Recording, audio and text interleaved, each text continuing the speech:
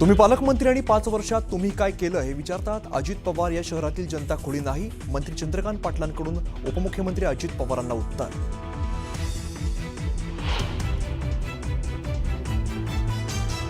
लातूरमधून विलासरावांच्या आठवणी पुसल्या जातील यात शंका नाही. जाहीर सभेत रवींद्र चव्हाणांचं वक्तव्य. काँग्रेसकडून तीव्र संताप.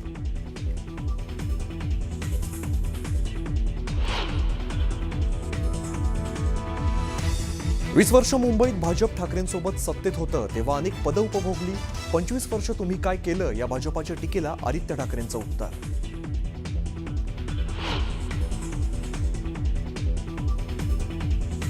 बिनविरोध निवडणुकीविरोधात मनसेची हायकोर्टात याचिका. उमेदवारांना पैसे देऊन आणि दबाव टाकून उमेदवारी मागे घ्यायला लावल्याचा आरोप. चौकशी पूर्ण होईपर्यंत निकाल जाहीर न करण्याची मागणी.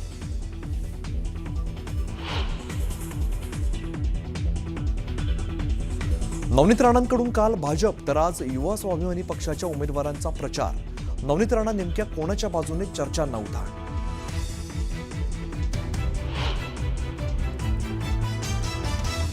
नवनीत राणांच्या वक्तव्याची ओवेसींकडून खिल्ली. तुम्ही 4 नाही तर 8 मुलं करा, आम्हाला काय करायचं. ओवेसींचा टोला. तर ओवेसींना पाकिस्तानात फेका, राणांचं प्रत्युत्तर.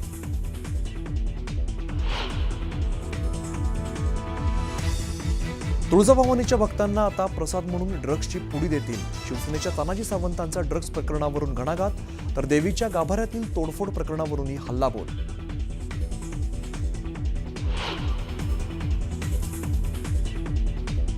मी निवृत्त होतो असं म्हटलेलं नाही. निवृत्तीचे संकेत कोणी दिले. राजकारणातून निवृत्त होण्याच्या चर्चेवर नारायण राणेंची मिश्किल प्रतिक्रिया.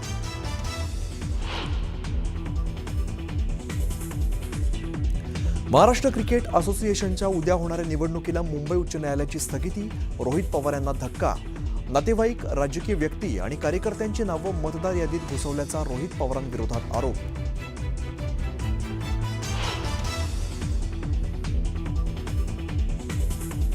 दोन 2020 मधील दिल्ली दंगल प्रकरणात उमर खालिद, शर्जील इमामचा जामीन अर्ज सुप्रीम कोर्टानं फेटाळला.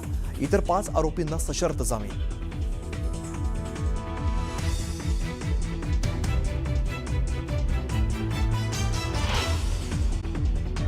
बुलेटिनच्या सुरुवातीला बातमी आहे. राजकीय वर्तुळातून मुंबई महापालिका निवडणुकीचा प्रचार शिगेला पोहोचलेला आहे. शिवसेना उद्धव बाळासाहेब ठाकरे पक्षाचे नेते आदित्य ठाकरेंची न्यूज 18 लोकमतचे संपादक मंदार फणसे यांनी विशेष मुलाखत घेतली आणि या मुलाखतीमध्ये आदित्य ठाकरेंनी मुंबईच्या विकासाबाबतचं विजन मांडलं.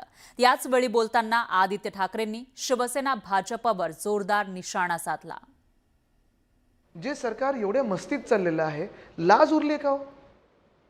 ते छत्रपती संभाजीनगरमध्ये त्या मंत्र्याच्या बेडवर बाजूला पैशाची बॅग दिसते. सगळ्यांचे चॅनल्स दाखवतात, सगळं काही होते पण क्लीन चिट. जमिनीचे घोटाळे क्लीन चिट. आता परवाकडेच गिरीश महाजन जाऊन सांगतात तिथे नाशिकमध्ये शहराचा विरोध आहे पण तरी जाऊन सांगतात की तपोवनमधली झाडं कापू. मग ही जी एक त्यांना सरकारी सिक्युरिटी जी आलेली आहे, सिक्युरिटी म्हणजे जे आपण बोलतो ना की तुम्ही काही करा, कुठे मतदान करा, आम्हीच सगळं आमचं मनमानी कारभार चालवणार. मीडिया त्याच्यावर डिबेट घेतं, सगळं काही करतं. पण सरकारमध्ये लाज असायला पाहिजे ना. म्हणजे हीच वाजपेयी साहेबांची भाजप आहे का? जे काही टीका करतात, जे काही टोलेबाजी करतात, हे फक्त आणि फक्त सत्तेसाठी करतात, हे फसवण्यासाठी करतात, खोटं बोलत आहेत. हिम्मत असेल आणि एवढं जर तुम्ही एकामेकाच्या विरोधात असाल तर सत्तेच्या बाहेर पडा ना.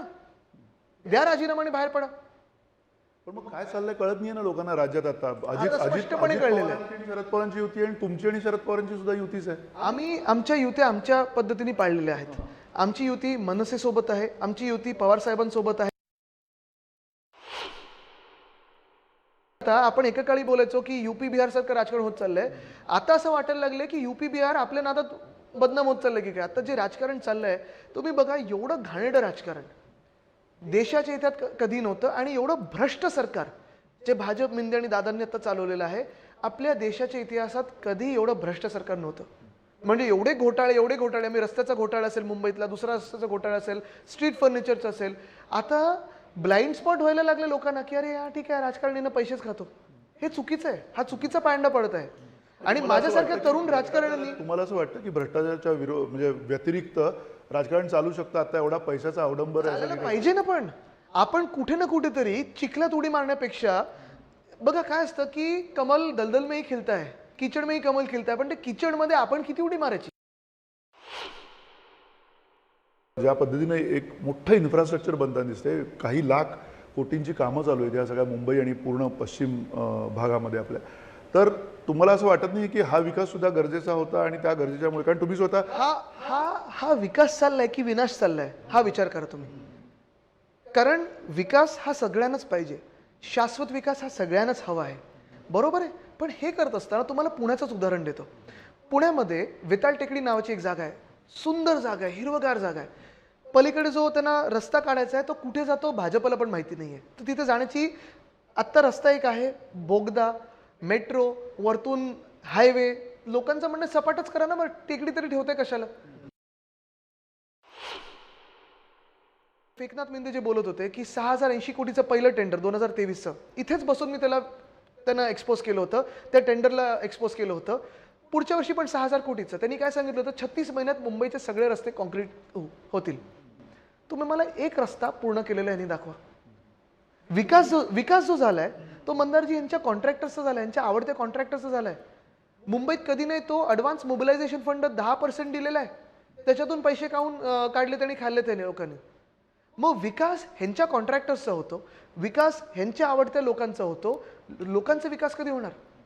आणि विकास तुम्हाला अजून एक सांगतो, विकास जर बघायचा असेल ना तर आमने सामने पूर्ण त्यांची टोळी असेल, तिघही मुख्यमंत्री असतील, 2 उपमुख्यमंत्री असतील, मी एकटा त्यांच्या समोर बसायला तयार आहे. सोमनाथ मंदिराच्या जीर्णोद्धाराला 75 वर्ष पूर्ण होत आहेत. तर 1000 वर्षापूर्वी याच महिन्यामध्ये आक्रमणकारी मोहम्मद गझनीनं सोमनाथ मंदिरावर आक्रमण केलं होतं आणि त्यामध्ये या मंदिराचं मोठं नुकसान झालं होतं. या पार्श्वभूमीवर पंतप्रधान मोदींनी सोमनाथ मंदिराबाबत विशेष लेख लिहिलाय. पाहूया त्या संदर्भातला हा स्पेशल रिपोर्ट. सोमनाथ मंदिर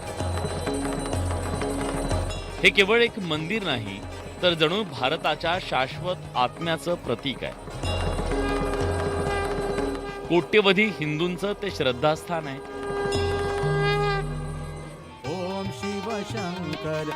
गुजरातच्या सौराष्ट्रमध्ये अत्यंत प्राचीन मंदिर वसलेलं आहे.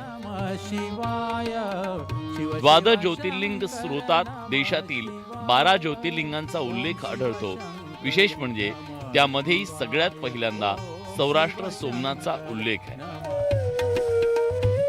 प्राचीन काळापासून या मंदिराची ख्याती सर्वत्र पसरली. त्या काळातील जहाज व्यापारी आणि नाविकांनी या मंदिराच्या वैभवाची महती सर्वदूर पोहोचवली. खरं तर या मंदिराला अनेक आक्रमणांचा सामना करावा लागला. हे मंदिर नष्ट करणं हाच त्यामागचा हेतू होता. 1-2 नव्हे तर तब्बल 17 वेळा परकीय आक्रमकांनी हल्ले केले, पण त्याचं अस्तित्व संपवता आलं नाही. यंदाचं वर्ष या मंदिरावर झालेल्या परकीय आक्रमणाच्या दृष्टीनं महत्त्वाचं आहे. 1000 वर्षांपूर्वी म्हणजे जानेवारी 1026 मध्ये गझनी मोहम्मदनं सोमनाथ मंदिरावर आक्रमण केलं होतं. हे मंदिर उद्ध्वस्त करणं हा त्यामागचा हेतू होता. आजवरच्या इतिहासातील तो सर्वात मोठा हल्ला होता. त्यात मोठ्या प्रमाणात कत्तल करण्यात आली, नागरिकांवर अत्याचार करण्यात आले, मंदिराचं मोठं नुकसान करण्यात आलं. मध्यकाळात सोमनाथ मंदिरावर वारंवार आक्रमणं झाली, पण प्रत्येक वेळी भारतीयांनी हे मंदिर पुन्हा पुन्हा उभं केलं. पण असंख्य आक्रमणानंतरही हे मंदिर आजही मोठ्या दिमाखात उभं आहे. पुण्यश्लोक अहिल्याबाई होळकर यांनी सोमनाथ मंदिराचा जीर्णोद्धार केला, तर स्वामी विवेकानंदानेही सोमनाथ मंदिराला भेट दिली. सोमलिंगम नरोदृष्ट्वा सर्व पापो प्रमुच्यते, लभते फलम मनोवांछितः मृतः सर्वम समाश्रयेत. ये माननीय प्रधानमंत्री जी ने भी आज जो इसके अपना विचार व्यक्त किया है, उसमें इस श्लोक का उद्धरण दिया है कि अर्थात सोमनाथ एक ऐसा लिंग है जिसे देखने मात्र से पापों का नाश होता है, पुण्यों की प्राप्ति होती है, मनोवांछित फल प्राप्त होते हैं.